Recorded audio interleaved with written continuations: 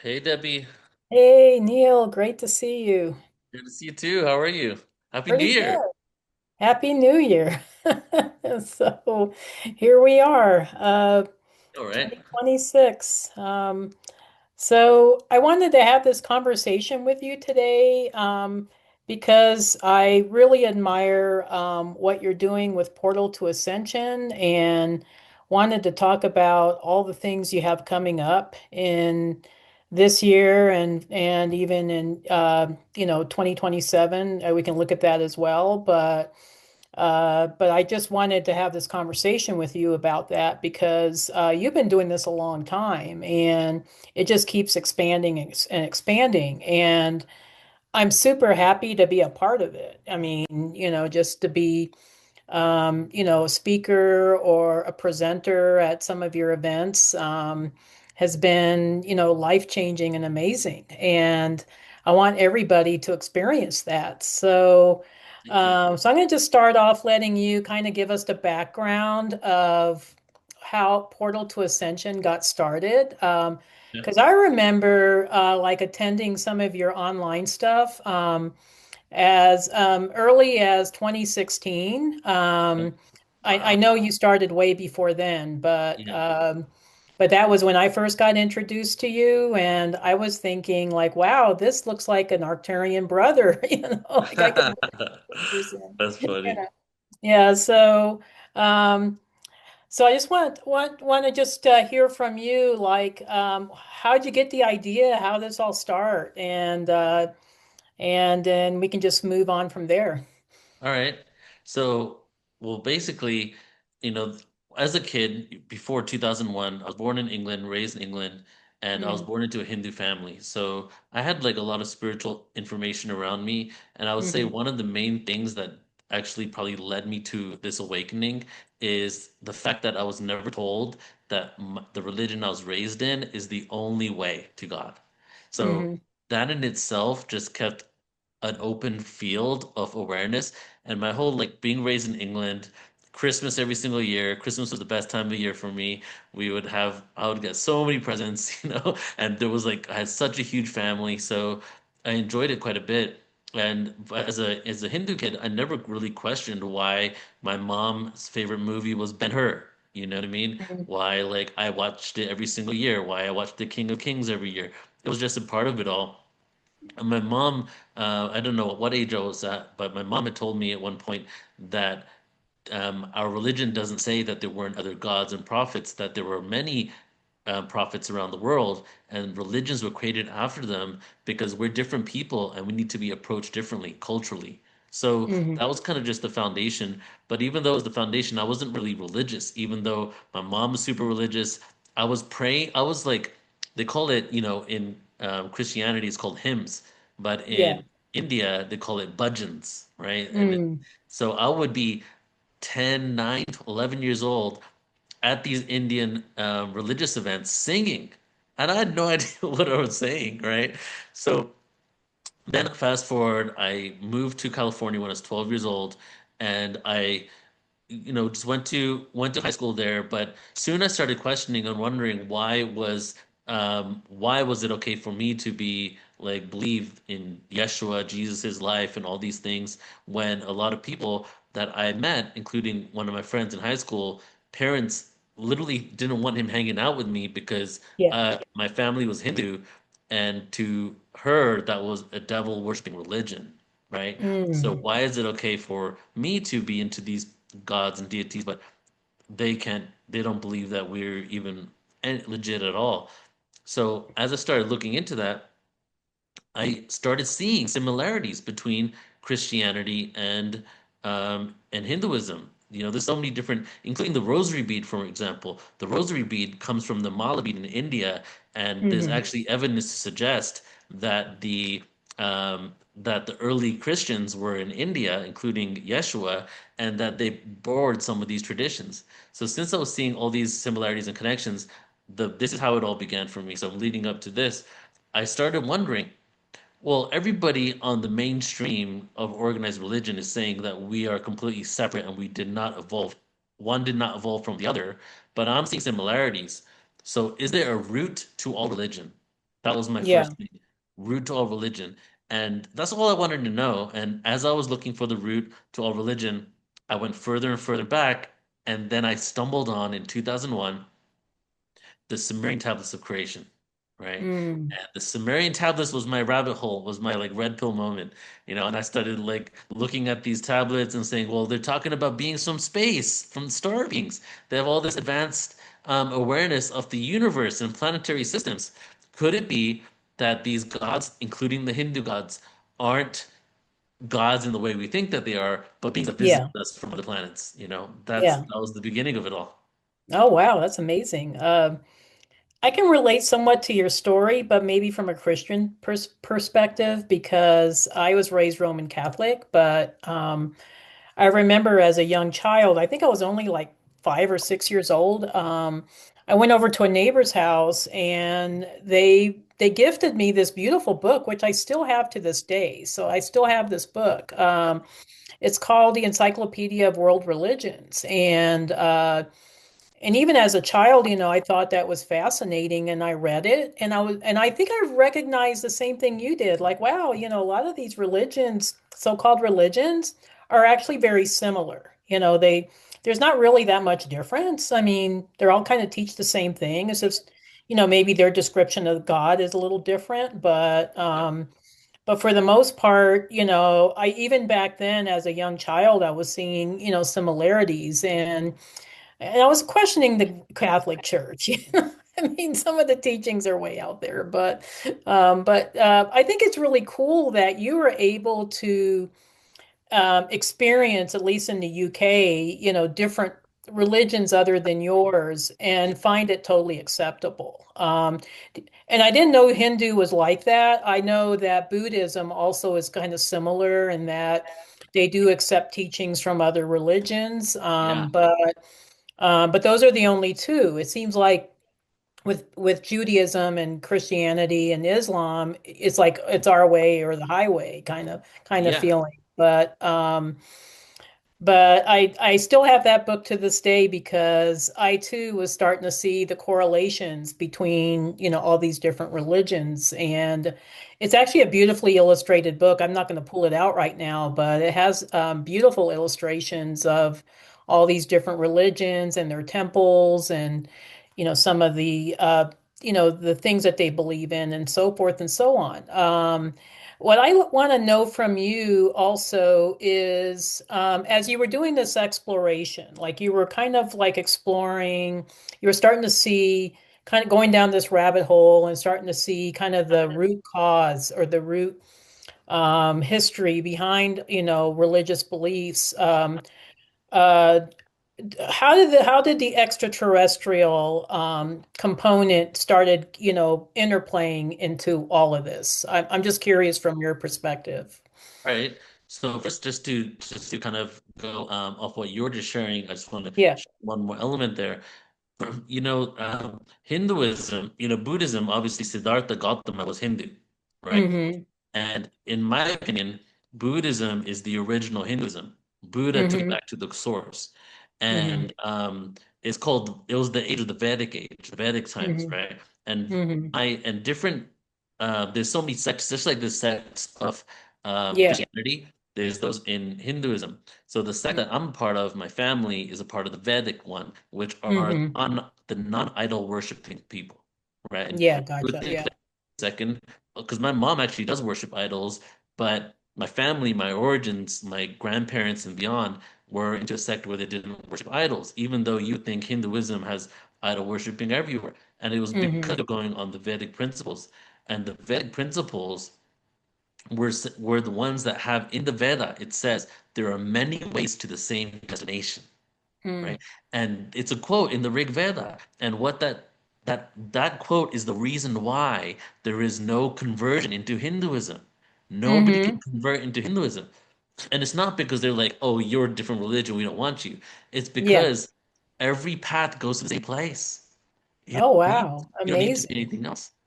So there's also other texts that talk about the different religions and the prophets in the world. Like this Indian text that talk about Isa, right? So, just want to share that for everybody tuning in, just the connection between Hinduism and Buddhism. and Hmm. the origin of Hinduism, because afterwards, as you know, we fell from grace. We went to a lower density. And as we went to Hmm. density, we became ritualistic and contractual. Yeah. Religions became ritualistic and contractual. And Hinduism now, there's so much blind faith that isn't connected to the original information. But all this amazing wisdom embedded in it. You know what I mean? But people have obviously taken it and become more about contractual relationship with God, like if I do this and this and this, if I fast every Tuesday, God is gonna bless my family. You Yeah. know, that's kind of how Yeah. religions become in general. So I just want to share that. Yeah, no, I appreciate that. Yeah, for me, it was like when I became awakened in 2012, like you, I did a just deep dive into religion and everything else as well. And I just wanted to see what the correlations were because I remember when I was on board the Arcturian starship, they told me that religion was man-made, that, we all have a connection with source. Religion was just, kind of a man-created construct. And so I started looking into like galactic history, and I saw in the Akashic records how quite a few extraterrestrial beings were visiting Earth. And one of the most prevalent, I would say, was the Vegans from the Vega system. They were visiting the Middle East and West Asia quite a bit. And that was pretty much where the original religions were born. Yeah, it was, Buddhism and Hinduism. And a lot of their concepts actually came from Vedic texts that described these extraterrestrial beings that were visiting, they were blue-skinned beings, which, basically describes vegan, humanoids. That were visiting Earth back in that time. And the Vegans were known as, they were like the masters of spirituality, so they were the ones that mastered spirituality long before even some of the other races did. And they might even been the original humans. I mean, everything started in Lyra anyway, uh, but these beings were far ahead of everyone else as far as spirituality and also healing practices. And so I believe that a lot of humans on planet Earth were probably learning a lot of these spiritual concepts from extraterrestrial beings, that were visiting Earth, Yeah, I way agree with back, that. yeah, early history. Which is a lot of what I like to talk about. So I Yeah, like to talk about, the extraterrestrial influence on planet Earth, and I know you do yeah, too. yeah. So, And I know it's my uh, we talk about a lot of things in Portal to Ascension, but it is my favorite topic, and it's probably yeah, it's, as we know, we are these beings that have incarnated from these realities, and there's something within us that just wants us to rejoin with the galactic family.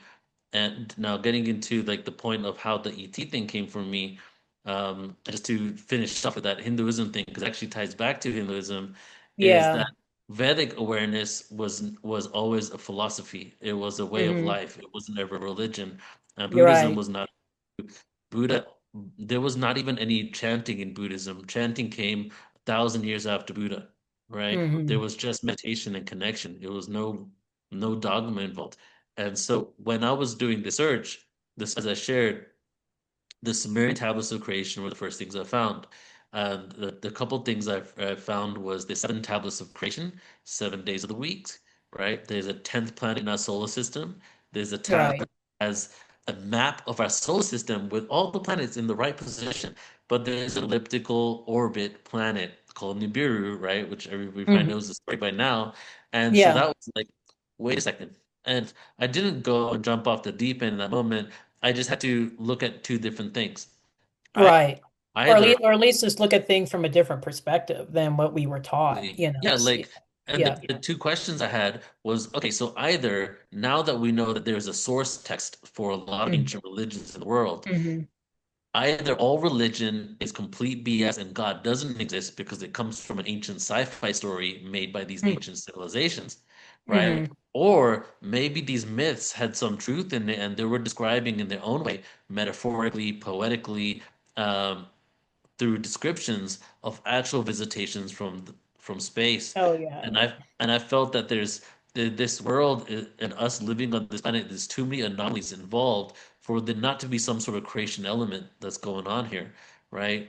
And back then, I would have these thoughts too, like, for example, if Saturn and Jupiter did not exist, right? And if they did not exist in the exact positions they are in right now, the Earth would Hmm. have been destroyed a million times over by asteroids. Oh So yeah, oh yeah, just yeah.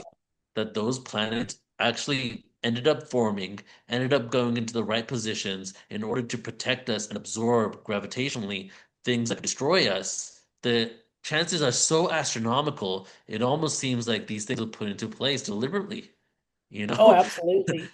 And it's But no yeah, accident that the Antares Arcturus Midway Station is actually located between the asteroid belt and Jupiter. So even the interesting. extraterrestrial beings know that that's a safe zone, like they can hang out there, and keep an eye on planet Earth, So That's it's crazy. fascinating. Wow, Yeah. amazing. So okay, so then the Sumerian tablets, and then of course we talk about the Anunnaki. Right. So those from heavens come to earth. Hmm. And but the real big thing here was it could have been a standard text, but the fact is that it was had a lot of things that were verbatim in Genesis, in Right. the Testament, including we were created in their image and their likeness, which was the Hmm. quote taken into the Bible. We were created in God's image and God's likeness. So my first um, rabbit hole was, wait a second, the original text is talking about a plural. And the original text doesn't have a gender, it's androgynous. And Yeah, it's not saying gods, it's saying a name for a specific group of beings rather than saying God, right? So exactly. Yeah. that was the beginning. And then the second thing was in the same text, I found the Epic of Gilgamesh. And the Epic Hmm. of Gilgamesh is this hybrid human ET being going around the planet after a great flood. And Yeah. so this was like, if this ET thing was like 10% of my like, whoa. But then like 80% of my mind-blowing moment was, wait a second, are you telling me almost every ancient culture is talking about a great flood and Noah's flood was real? And the Yeah. biblical story of Noah flood has origin stories in the Sumerian tablets. But the element that kind of made me start questioning even organized religion more was I thought Noah was supposed to be the only person left on the planet after the flood. Obviously, he wasn't because Gilgamesh was another species, another hominid that interacted and met Noah, and Noah told him about this great flood. So either the flood was localized or the flood were only the species that Noah was a part of, Yeah, right? gotcha. Yeah. Yeah, that was it. That was it from then. Then I found channeling, Arcturians, all that. Yeah, cool. Okay. So Yeah, what made you decide to start Portal to Ascension? So, what was the brainchild behind that? Because it's been yeah. ongoing now for gosh, it's been almost 13 2 decades. years. Yeah. Yeah, it Yeah. started in, I know, it started in 2008. So Hmm. the real origin of it started in 2006, and I Hmm. wasn't trying to create events. I just was one of the first. I mean, back in 2006, there was so many groups popping up on Facebook for Oh, consciousness, there these, was. Yeah. you know, and so I was one of those groups. I created a group called 2012 Consciousness, Mind Evolution, and Presence. That was a big name Hmm. of the group, and it was just like, because I was deep into 2012 at that point, and I really felt like there was going to be like there was shifts for sure, and energetic shifts, and there was physical things that happened on the planet. But I was living in a fantasy world on some level. I thought like third dimension over, fifth dimension begins, simulation complete, game over in the sky. You know what I mean? I like figured that. So I created this group. Thousands of people started joining, and over a couple of years, it got bigger and bigger. And I started making all my friends on Facebook. Had like thousands of people that were I was emailing, messaging back and forth with. Most of my conscious community at that point was just through Facebook all over the world. Edmonton, Canada happened to have the most awakened people at that moment. Like I was connecting with a lot of people over there. And so that continued. And at that point, I was actually working, doing finance. I was a compliance officer for stockbrokers. And then I was an assistant to a financial analyst in 2008. And then in 2008, the stock market crashed, and I was Mm. working as a financial analyst, financial assistant to a financial analyst. I was doing the trades for him. He was the analyst, and Yeah. so I lost my job because the market crashed, and he fired me. And the next week, right? So this is like the month of August of 2008. The next week, I go to open mic, and the first time I ever performed spoken word poetry. So I'm performing at the open mic.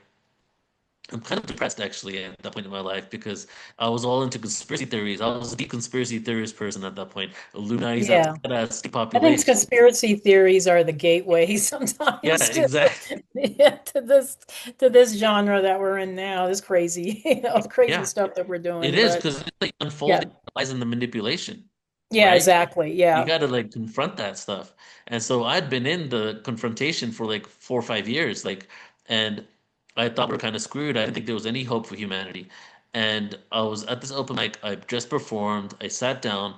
One of my friends, who became my friend that day, goes on stage and sings the song called "My Name Is Love," and I'm just Hmm. listening, tuning into it. And in that moment, I had a realization, and I'd already been kind of teetering on this awareness. But then it was like a shift, like a milestone for me, where I stopped believing things are happening to us. I started thinking things are happening for us. I stopped Hmm. thinking that we are. I stopped hating ignorance and having gratitude for it. I stopped despising the elite, but appreciating them for giving us the role that we choose to play in this world of amnesia. This was the moment in 2008 where I was realizing how the amnesic process works, how the cycles of time works, how we self-impose these cycles where we forget, and then we have these catalysts that a lot of times come in the form of darkness in order to help us remember who we are. Right? So that happened in 2008, and a week or two later, I was having a dream, and in that dream, the name Portal to Ascension came to me, and it said, change the name of your group to Portal to Ascension. So I submitted it to Facebook, changed the name of the group to Portal to Ascension. The next month, like still August, September 2008, I did my first event in Costa Mesa, California, which was hypno creativity. It was binaural beats with hypnosis to unlock your creative potential, right? Oh, nice. Yeah, so that Okay. was the first event. And at that point, I didn't know what I wanted to do because I was all over the place. I was doing a random event here, sound healing event here, producing psychic spiritual fairs at Costa Mesa for a Yeah. different metaphysical center. And in 2008 to 2010, I had no idea how my interest in UFOs connected to my interest in sound healing, connected to my interest in ancient history. I thought they were all like separate from each other. Separate. Yeah, And I didn't, separate. and I'd rack my brains like, how can I create a website that has this all? Because I'm into too many things. Yeah, yeah. And then, as you know, it's all one. It's all part of the same Yeah, thing. it's all part of the same thing. Yeah. Yeah. They're all connected. That's Yep. amazing. Well, it says here on your website that you produce 70 events a year. That is very prolific. I mean, that's prolific even on a mass scale. I would say you probably outdo even Gaia TV on their events. And um, as far as maybe not the scope of it, but just the amount that you do. And to me, that takes an extremely, I would say, not only dedicated person, but also a very organized person. I mean, I'm sure you have staff that helps you, but Yeah. that takes a lot of energy. Uh, so maybe what we can talk about next is how do you come up with the ideas to do certain events, and who do you reach out to as far as partners in Portal to Ascension? Is there a certain genre that you're looking for, or are you kind of across the board? Because it seems like from what you were doing, Pat, back in 2016 to what you're doing now, you're Yeah. getting more and more galactic. That's just my own observation, Yeah. but because I know you had like William Henry in the past and some other really big speakers, but they were more Teaching kind of more history. generalized. And now you're getting like people that are really like into the galactic, information. So So maybe just give us an idea of what that evolution, how that all happened, or how that came about. Yeah, so we'll start with the promotional partners. So Yeah. what I really have always wanted to embody for many years now is Hmm. called conscious collaboration without competition. And Right. it is early on because I was on the road for 2 to 3 years doing events at metaphysical centers, doing events at yoga centers from San Diego to Vancouver, up and down for 2 to 3 years straight. And the amount of people I've interacted with, the amount of speakers, the amount of centers, I just and then conferences, the amount of conferences that I know about and how much Hmm. competition there is and how many people really don't embody like what we're doing this for and um like I'm not gonna name names, but like I've had Yeah. like make me my business in big conferences that have called my speakers and spread lies to get my event canceled. You Oh know, my goodness. Yeah. Yeah, there like is some of that going on. That's like Oh, crazy. it was Yeah. like hard. At some points, it was hardcore, Yeah. and and I was always like, when I first got into this spiritual stuff, I always believed the universe is an abundant place, but we've been convinced we have so much lack, and the system is created from scarcity, so we're not aware of the abundance. And because that's the case, a lot of people that really want to do this for the right reasons still operate in a system that's outdated. Whereas, like, oh my God, you're doing an event in LA. Well, I have an event in LA a month later. Let me figure out how I can um, take you out or take some of your people at your event or get people to cancel coming to your event so that I can continue doing my work. Or you're a yoga studio down the street, I'm a yoga studio down the other side of the street. We're competing, right? So I've created a platform where I have reached out to different organizations to create a collaboratory element because I've always found I've been saying this like one quote for like 16 years. The energy of inclusion is much more higher frequency than the energy of exclusion. So you like, for example, the people, the elite. If you go to the Library of Congress in Washington, D.C., like I've seen Hmm. videos of it, there's books on metaphysics and sacred geometry in the Library of Congress, right? There's Yeah. there's elitists that know all this stuff, the secret Right. societies and all Right. this stuff, they know this stuff. But the reason why they still won't prevail is because they have the energy of exclusion over inclusion and that Hmm. to collaboration. So over the years, I did it because I just like love to make friends and just be connected to people. That's how it started. But then I started realizing what I'm doing, and then I started intentionally creating systems for the business in order to include other platforms. And my intention and goal is to be the platform of platforms where all other organizations can be a part of it. So a great example is the New Living Expo in April. The amount of different organizations that normally do their own thing that are coming to be a part of it, it's literally the epitome of um, of collaboration coming on, to this Yeah. platform. So now, so now I have sponsors as well, people sponsoring us. I have a huge network of podcasts. We do so many different events. So it's given me the ability to really start just connecting with more people so that we can move forward and create this world together. A good example, again, another one would be like I'm going to do in 2027. I'm submitting to beat the Guinness World Records of mass meditations ever done online. Oh, 50 that's amazing. Wow. 50,000 people online, right? But Wow. myself, That'll I got, bring the aliens in. Hopefully, hopefully I, they'll start they're coming. all streaming it. Yeah, yeah. If they see enough of us sending out all these messages of love Yeah, and unity, they exactly. gotta come visit us in That's the Maharishi 2027. effect. We all Yeah, shift to yeah. love. So like, and that one, I'm every platform I know, don't know, I'm gonna reach out to. There's gonna be thousands of conscious organizations all a part of it, right? Oh, So that'd be it's like amazing. every year that passes, I figure out more ways to connect like that. Yeah.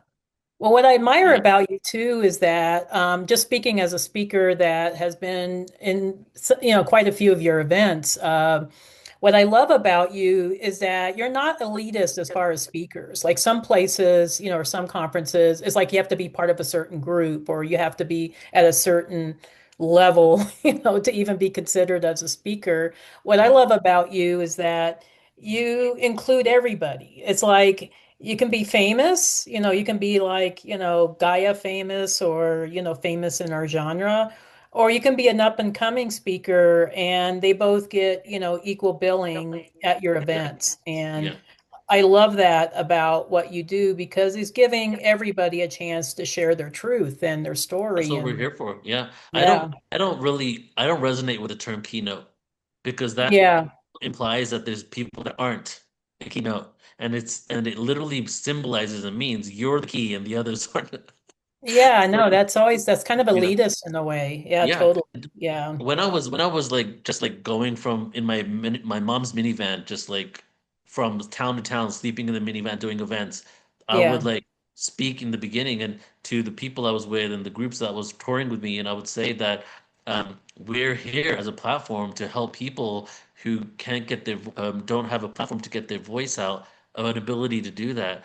And I've also, in some way, I like to have like the talent, which are the speakers, presenters like yourself, the healers show up so they don't have to mhm. deal with all the linear stuff, Yeah, yeah, booking, payment, promotion, they send it out to the list, of course, but when it comes to handling all the logistics, I wanted to create a platform so people can stay in the creative flow and that we could go ahead and do all the other elements of it all. So the foundation of Portal Ascension was always not being about the elite kind of hierarchy. The foundation was always like giving a voice to the people that don't have a platform to get their voice out. And now that we've been growing the last few years, I've had the ability to create different types of packages now where we're able yeah. to do that a little more intentionally, Yeah. over the No, course and, of and years. like I said, it seems like you're really expanded, like in the last couple of years, especially. Uh, since this is an event that's coming up, I know you and I are both going to be part of the Mystery School at Sea cruises. I know you just started doing cruises like the year before last. In 2024. What got you interested in what they call spiritual tourism? Is it more about the experience, or is it jumping on just a bandwagon? What was that? How'd you come to the decision of doing cruises and events like the Glastonbury event that you do every year, that's in outside of the United States. Just curious about that. Yeah, it's so interesting because your questions are like so on point with what like the actual depth of the things that I've really thought about. Thank you. You Thank you. Like, and I think I don't know if you have some Scorpio in your chart because the Scorpios make the best the best questions, but the Arcturians too. The Arcturians, Yeah, no, I think it's the Arctur. I think I do have one planet in Scorpio. yeah, But yeah. All right, so yeah, yeah, we'll start with I want to talk about Glastonbury, talk about the cruise, yeah, and then I also want to get into your original question on why we're so galactic now. Okay. yeah, So I'll talk about Glastonbury first. So yeah, in 2008, when I had a download in that dream. It was a 20-year download package yeah. from 2008 to 2028. And all the different things I was going to do came to me.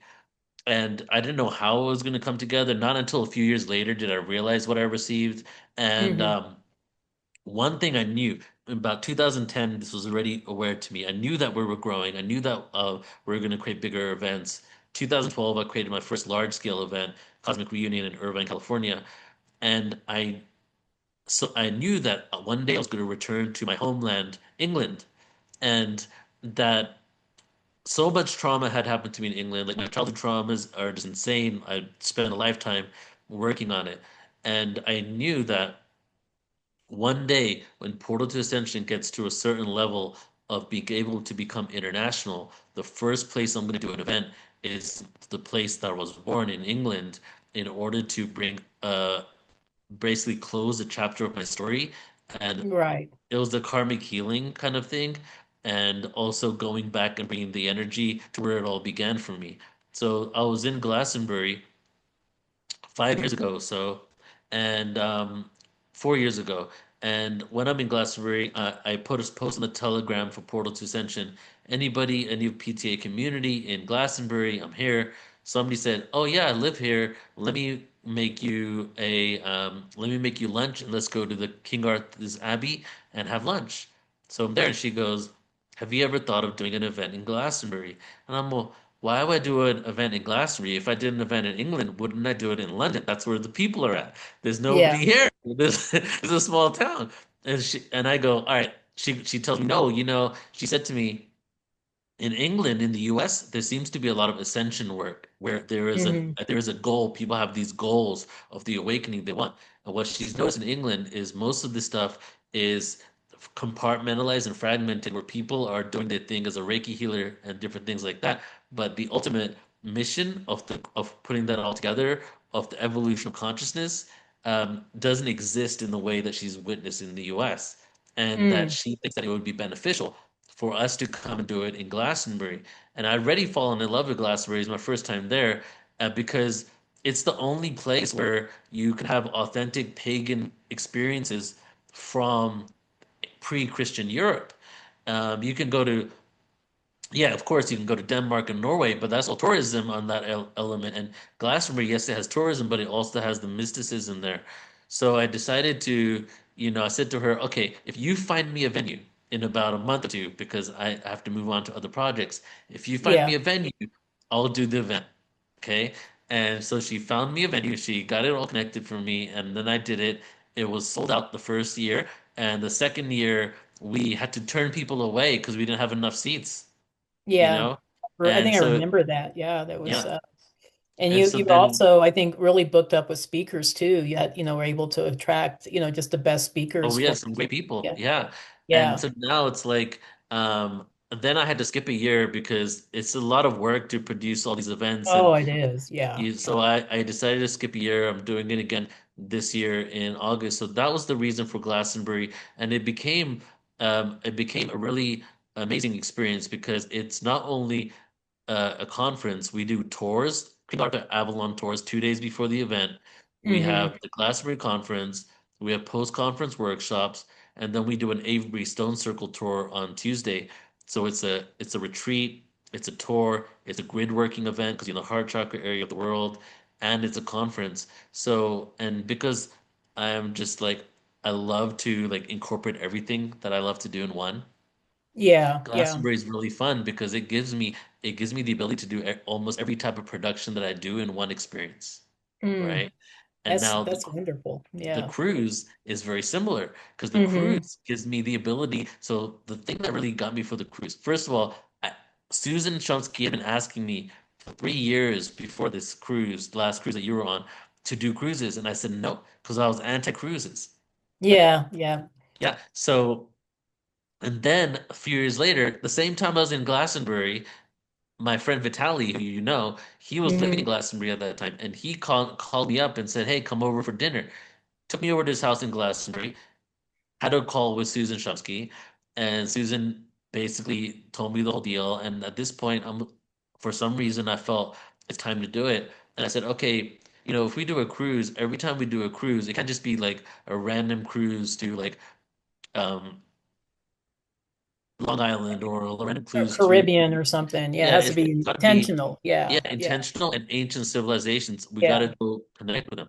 So we went ahead and did it. And now the reasons why I really liked it was because one, I get to incorporate music into it, conference into it, retreat into it, grid work Hmm. into it, community into it, right? All of those Yeah. in one experience. And it's the easiest production of all my productions. Yeah. Yeah. Because it's all there. It's all All in one things place. there. Yeah. You don't Yeah. have to. It's not up to me if somebody gets lost because they're on a cruise ship. They're going to be Yeah. found. Yeah. You know. Yeah. So No, it's amazing. Yeah. yeah. So it worked out on that level. So that's the reason why I did the cruises. No, yeah. And so you did the Galactic cruise back in 2024. That was December, and I was a part of that. It was amazing. It was an amazing experience. And now we're going to do the Mystery School at Seas cruise in the Greek islands and Turkey, which is going to be like mind-blowingly No, amazing. Like if the last cruise was great, this one is going to be phenomenal. 100%. Especially because I learned a lot of lessons from the first one. You Yeah, know, exactly. Yeah, yeah, we have like almost half the speakers that we had before, and we yeah. have 3 extra days. And we're in the Mediterranean, so the distance from one place to another place isn't like hundreds and hundreds of miles. It's like very little. So we get to go to experience more things. We go to 7 different ancient sites. So I feel like we're gonna have more time because, as you know, the last one we had so much going on, right? It's like Yeah, yeah, it was almost like the last one. I think it was really well planned, but it almost seemed like it was almost too much. Like sometimes yeah, people just need time to integrate like all the, all the information they're getting from all, the various speakers and the event and the excursions and things like that. yeah, So, I like that, you decided to do a 10-day cruise because, now we're going to have more time for integration. And exactly. I think that's important, I think sometimes people just need to, chill for a while too and, just enjoy, the cruise experience or, Yep. the ports that we're moving, that we're going to be at, um, so me personally, I was very honored to, honestly, to be invited to speak because that's my ancestry. My genetics is from the Mediterranean, um, so I'm Italian, but I also have, Greek and Turkish genetics, So I just kind of feel like it's going to encapsulate. So just like how you were with England, like you felt like you had to do something in England to integrate, Yeah. whatever past lives or, your genetics from that area. That's how I feel about the Mediterranean. Oh So yeah, that's yeah, beautiful. Yeah, and yeah. that's another reason. Like the reason why I chose Yucatan at first is because I've lived in the Yucatan in Playa del Carmen for 3 years Oh myself. yeah. If there's any place that I know more than back home in California, it's that area. Yeah, And the reason totally. why I Yeah. lived there for so long is because of my connection to the Maya. And Yeah. now with Greece, like if there's any ancient civilization that besides the Mayan, that I love the most, it's the Greek civilization. I Oh feel, yeah. Yeah. I I feel the feel same like way. Yeah. there was an old world, there was a new Hmm. world, right? Hmm. The Roman Empire was really the foundational element of the new world, but the Yeah. Greek Empire was the middle point. They teeter-tottered on both sides, Yeah, right? and So a lot of the strict- great philosophies and medicine and yeah, science came from ancient Greece, so these were not exactly. stupid people. I mean, they had their pulse on something, Also great literary works like the Iliad Mhm. and Odyssey and all the other the Greek tragedies that are still part of our culture today, Exactly. Yeah, yeah, yeah. uh so I'm excited to I always like to tie in the extraterrestrial element to these civilizations, so Yep. that's what I'm going to be speaking about on this upcoming cruise. And for those of you that, think, wow, I want to go to Greece and Turkey and I want to be a part of that, just go to portal to ascension dot is it portal to ascension.com is your .org. website? Yeah. Yeah. .org. So, But yeah. it's .org, but the .com forwards to .org, so it's the same one. Okay, But gotcha. Okay. So, you can go to events on there, it will have the event, but the right. direct link is mysteryschool@sea.com. Oh yeah, yeah. If you want a direct connection, just go to mysteryschool@sea.com. Yeah, I forgot about that. But yeah, that would be. And then you also do a lot of online events, Mhm. like with different speakers, and sometimes you'll have like a group of speakers, and sometimes it'll just be one speaker. And I like that you have a choice of both, like both the in-person events and also the online, because not everybody can go to an in-person event. And so you're giving them this option to still get some great training or some great information, but be able to do that online from the comfort of their own home, So yeah. So do you want to share with us some of the things that you have going on in 2026? I think that would Yep. be really interesting Okay. for people to know about. I'd love to. So yeah, like what I've realized was like doing these online events is that there's in the US in general, we have so much happening, right? And Yeah. from where I'm from in California, it's the most saturated place with conscious and spiritual events, right? Like Hmm.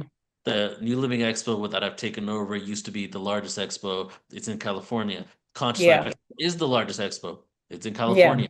Contact in the Desert, largest ET event. It's in California, Hmm. you know. So what we don't realize is that there's places in the world that people don't have any community in this. There's walk-ins, there's star seeds, there's hybrids, there's people that are awake to this stuff. They have no community.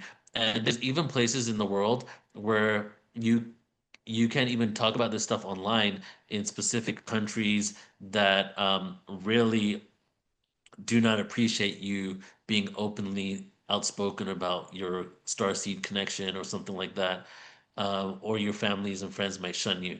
You know, so Yeah. when I started these events, I was getting like messages from people around the world, people in India, people in Kazakhstan, people in Russia that didn't have any community, just being really grateful for the fact that they know they're not alone because they're connected to the global community. So this event, obviously, people from everywhere attend, a lot of people in the US, but it also gives those people that aren't able to, you know, and some people that can't even afford a flight out. There was a family in India in a small village that emailed me once saying that they would gather once a week together to watch my events, right? Hmm. So I've really appreciated the ability to do that. And now what I'm doing this year is what's happened because of the New Living Expo is there's so much work, so much going on. Not only did I inherit this expo, take it over, but I rebuilt the whole thing, and we're doing all these systems. It's like 12 to 14 hours a day, and it's taken up a lot of time and energy. So I'm reworking my schedule a bit to create some space so that I could really focus on making this event huge. Because in I'm trying to get I want to get 3,000 people this year. I want to get even more people in I think you'll get 2027. that easily. I think, Yeah. especially considering the location because it is in California and like you said, it's a hotbed for a lot of events. But Yeah, exactly. It's such a yeah, beautiful area because it's the Bay Area, but it's over the Golden Gate Bridge, so it's in Marin County, which is just yeah. beautiful, lush greenery everywhere. Oh So it's like yeah. you're 40 minutes from Oakland and 30 minutes from San Francisco, but you're literally in like an area that looks like you're in Oregon somewhere, you Yeah, know, with totally. sun. Yeah. Yeah, that's So amazing. so I'm spreading actually before it's interesting to be you asking this question because before we began this call, I was going over my event schedule for the year, shifting things, moving things around, and I was literally putting your name in different areas of where I'm going to do events with you. And right Yeah. before we got onto this, and it was just a synchronicity. And so like I want to talk about why we're becoming more galactic and then also tie it into my events for this year. Yeah. I noticed like about a month ago, I was thinking like sometimes I get a little anxiety because there's a lot of people relying on me for the success of certain events, especially the New Living Yeah, Expo yeah, with totally. all these Yeah. exhibitors, right? Like, and I have like 125 exhibitors, I have like 100 speakers, and they all relying on my ability to make this event successful for them. And so there's a lot of like sometimes a lot of pressure with all of that. And I was thinking the other day, a couple months ago, like, wow, the New Living Expo has historically been very much self-empowerment, new age spirituality with a hint of ETs. But Hmm. I'm full on ET, right? Yeah. I'm Yeah, you are. Yeah. and I'm bringing in like the Galactics on a level that this event has never experienced before. The amount of Galactics coming in here is like four of these events combined all in one, right? Yeah, And that's amazing. And then when I do events on my YouTube channel, the ones that get the most views are all ETs and UFOs. When I put out polls to my list and everything, people say the number one thing is metaphysics and healing, Mm-hmm. but then when they come to events, they don't go to those events. They come to the ET events even though Hmm. there's a healing component there. What I'm gauging from these surveys is when you ask somebody what you're into, they're into the self-help. But Right. when they want content, they want to know what else is out there. It's that Yeah, that's curiosity true. element, Yeah. right? Yeah. And my most successful events that are it's just a win-win for me because not only are they successful with the amount of people that sign up, but they're also successful because it's a win for me because this is the topics I'm more into are the ones with you, with Vivian Chauvet, with Marilyn Glowacki channeling Zazar, with Steve Hmm. Noble who does the Starseed people, with Althea, like so people are really resonating more to the galactic awareness, and I want to always infuse the metaphysics. So every 3 months, I do a metaphysical conference. I know we're like Ascension Alchemy Conference, Ancient Yeah, Mysteries gotcha. Conference, you know? Yeah. So, but I normally do those events for free. Hmm. And so those ones are just like gifts to the community, healing, all those kind of things, right? So, and then I have the ancient history things. Now, the reason why like I don't work with William Henry anymore and other people is really because some of these people got so big that they just don't have the time for me anymore. Yeah, no, I get it. I, Yeah. I would love That to was a continue. while ago when you had Yeah. William Henry Like on your I still to this platform. day, I have more Yeah. content than William Henry than any other platform does because I did so much with him, you know, Yeah. and Yeah. that they don't have time for it. And then other people, honestly, they start doing webinars with me for a couple of years, and then they realized, oh yeah, I could just do this myself and cut out the middleman, and then, and then just keep doing it themselves, you know. So those are like some of the like behind the scenes of what happens, and people go ahead and do their own thing, right? Right. So what I'm now like I'm going all over the place, but really what I'm trying to say here is now what's coming up is the reason why galactic awareness is more important than ever is because we're rapidly approaching a moment where everybody on the planet is going to know we're not alone in the universe. The UFO Exactly. Yeah. theme is not only really prevalent in the metaphysical world, but it's also really prevalent on the mainstream now with all this discussion. Whether you are in on the fact that they're trying to disclose something or not, the fact is that we now know that there's lies, manipulation, and there's been people that have benefited from the lying to us about the existence of ETs, reverse engineering UFOs in craft, and so much more in regards to that topic. So right now, what we've witnessed is over the next few years, there's just going to be more information coming out. And because that's the case, I'm getting more and more into informing the masses of what is next after disclosure. What is next after us knowing we're not alone in the universe? What is beyond the fact that we see lights in the sky? What is beyond the fact that they are doing things that are through our physics doesn't make any sense, right? That's what they've stayed on for so long. Who are these beings? What messages do they have for us, right? You know all the stuff you're in this world. Like, there's so much more to the fact that, oh my God, I saw a sighting. Oh my God, it went so fast. It shot Hmm. up into space in 1 second, and nothing can do that, right? Yeah, nothing on this planet can do Right. that. But Yeah. the thing is, who are these beings? Why are they here? What connection do they have to us? What does this mean for our history and who we are? What does this mean for our future? Okay. And every single other element of the world is connected to it. Our spirituality, knowing a higher level of consciousness, right? Hmm. Our energy, not only Hmm. physically in our body's energy, but energy as in even petrol and gas and 0 point energy. Yeah. Religion is connected to it. Money is connected to it. Healthcare is connected to it, right? So it's not only does the community want this even more, but I want to be a platform where I take people from what is being put out there, which is a lot of fear based on this, right? Hmm. To an understanding that we're a part of a greater universe and the universe wants us to know it. You know what I mean? So Yeah. Yeah. that's No, what's happening. that's my mission too, is to normalize extraterrestrials, Yeah. and my goal actually, I know this is going to sound silly, but I would like galactic history to be like a required course in Oh, yeah. elementary, high school, and college Oh my courses. God. Yeah, that Yeah. would be so amazing. Oh my gosh, I think it's that's gonna happen. I don't see why it wouldn't happen. I What do you? think it's going to happen too. Yeah, and I Yeah. think it's going to happen in our lifetime. Yeah. Where we're going to Oh, start. 100%.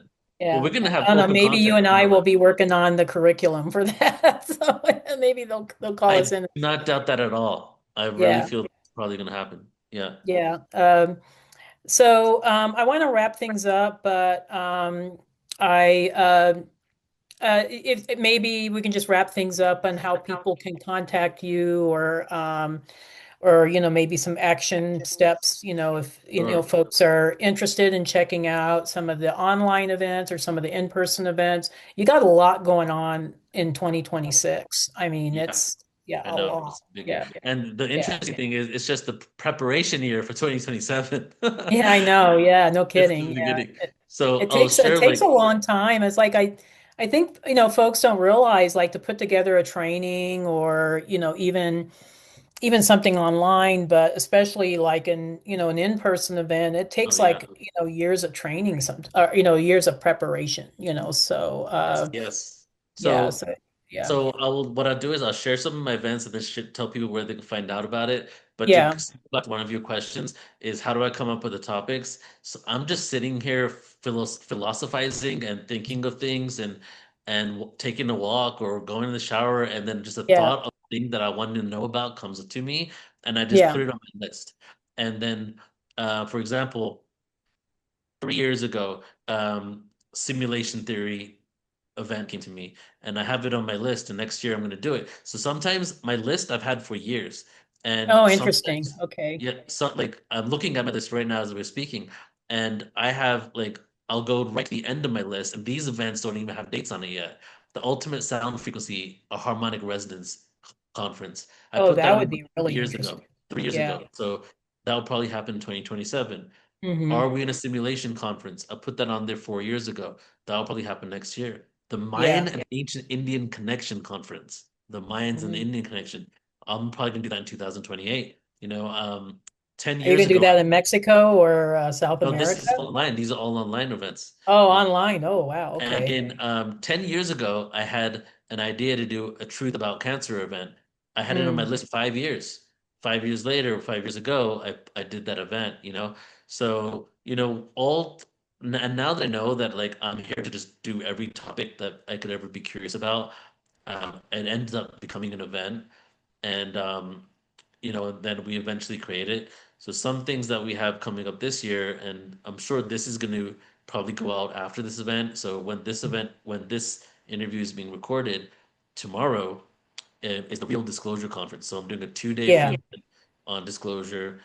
Then next week I have the Palladians and the Arcturians conference, and Yeah, I'm gonna I be part wanted of to bring that. them Yeah. together. Woohoo. You're part of that one. Yeah. Then I have Geraldine Orozco, The Truth About Cosmic Lineage, on the 31st of January, the Return of the Dragons Conference.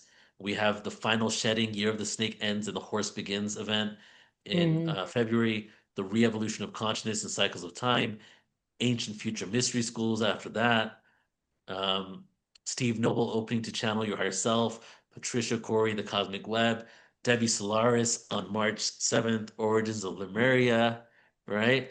And then we have Starseed Summit, it keeps going on. Keys to Ascension. Yeah, just yeah, there's always something. And so I want to encourage, if you're not part of Portal to Ascension yet, it's not like you have to have a membership or anything like that, like with Gaia TV. You can just pick and choose, if you want to do a package or you just want to do like one, go attend one event. Yeah. Then you get unlimited It's replay access to the event as well. But I'm yeah, launching the new website in 2 weeks, and now you yeah, have two options. You can be a member or you can do the individual events. So you have, yeah. I see. I like that you offer that because some people like, they like it all, they want the whole yeah, shebang, so they're willing to do a membership. But some people just want to pick and choose, and that's okay too. And, why limit them from doing that, exactly. So yeah, so that's amazing. Well, Neil, I'm so glad we got a chance to chat today. Me too. And I'm excited to be a part of, quite a few of your events. Um, so thank you, for promoting my work, through your work, and thank you for all the service that you're giving to humanity at this time, because you've been doing this a while and you've been relentless and you haven't given up. That's that Scorpio energy in you. You are in charge of that, and I'm just so thankful to be a part of it. And so, thank you again. Well, I wanted to just say that like I just really appreciate that you always say yes to me for the most part, and you always try to make things work. And you also have become like obviously your work has been um, so many people are gravitating towards your work over the last few years, and you're just getting bigger and bigger, and more people appreciate you than probably ever before, and it continues on that level. So I also feel very blessed that you're willing to work with me and say Thank yes you. even though with all the things you have going on and all the opportunities you have, like it just goes to show how what your heart is, and your heart's in the right place, and the reasons why you're doing this. And so I really love working with you because of that. And I really love working with you because I see that deep Arcturian energy within you. Like I see your relentless mission to inform. You are like a galactic library of ET races. You are Thank you. Thank you. you can go down and it's like when it's almost getting the instruction manual for the ET races before you interact with them, Yeah, right? You're that's, preparing yeah, no, people. it's, You're preparing people for the qualities that of the beings that we're going to interact with, and I think it's yeah, truly beautiful. So I appreciate you very thank you. much. Thank you for saying that.